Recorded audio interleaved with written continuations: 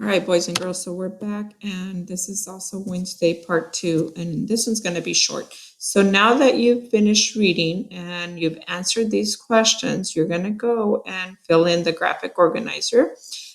So you're going to go look back to the text and answer and fill in these blanks, okay? And big hint, guys, I have underlined those ideas for you.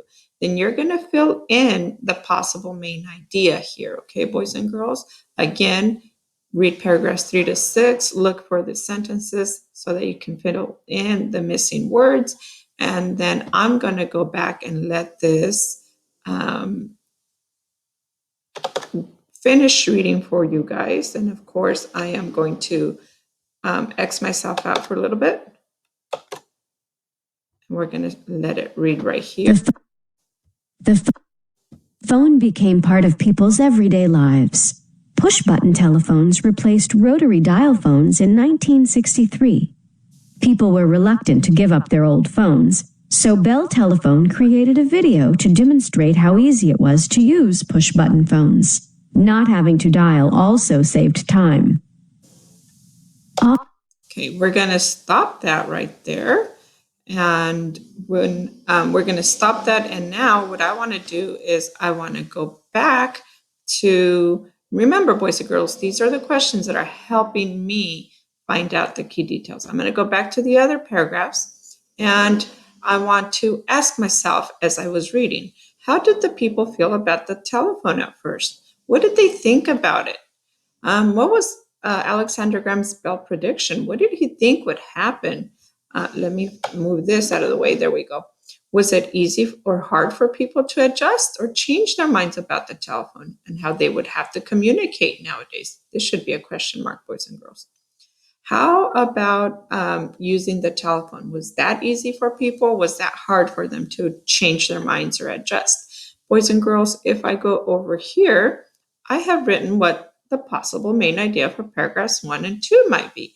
Now this, you might want to go ahead and read it and then go back and fill it in for paragraphs 1 and 2. You see how that works, boys and girls? Okay, let's go back and let's close this one. And if I open this one, again, questions that are going to help you answer and find key details, and then a possible main idea for paragraphs 3 to 6, boys and girls. If you like that one and you think you agree with it, go ahead and use it to fill in the graphic organizer.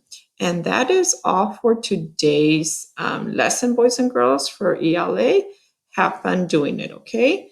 I actually wanted to see if we could go through the prompt for writing. Let me see if it'll open. And I'm going to just go. So for day 3 for writing, boys and girls, all the writing should just be for 1 or 2 paragraphs, as much as you can. And you're just writing about the questions about what you're reading, okay? So for this one, turn to pages 8 and 9 and note the timeline at the bottom. Write a summary of the history. So you guys know how to write summaries because you just write important things, right? Let's see if I can do day 2 and day 1 for writing. Let me see if it'll come up. So the writing prompt for yesterday, again, was what would Alexander Graham Bell's opinion be of the iPhone today and the Android? If he was around here, do you think he would like these inventions or not? And that's more of your opinion writing, okay? So you can use that as an opinion one. And then let's see if I can go back to day 1 for writing and before the time runs out on us. Okay, so for writing day 1, you were, come on, open up. There it is. For writing day 1, boys and girls, you were supposed to write a narrative, a story about a new invention called a telephone. And you can use details from what you've been reading to make up your own story. It doesn't have to be Alexander Graham Bell. It can be one of you guys or somebody you know. Make up your own characters, okay, boys and girls? And include characters, setting, and a plot, beginning, middle, and end, okay? But that is all for writing.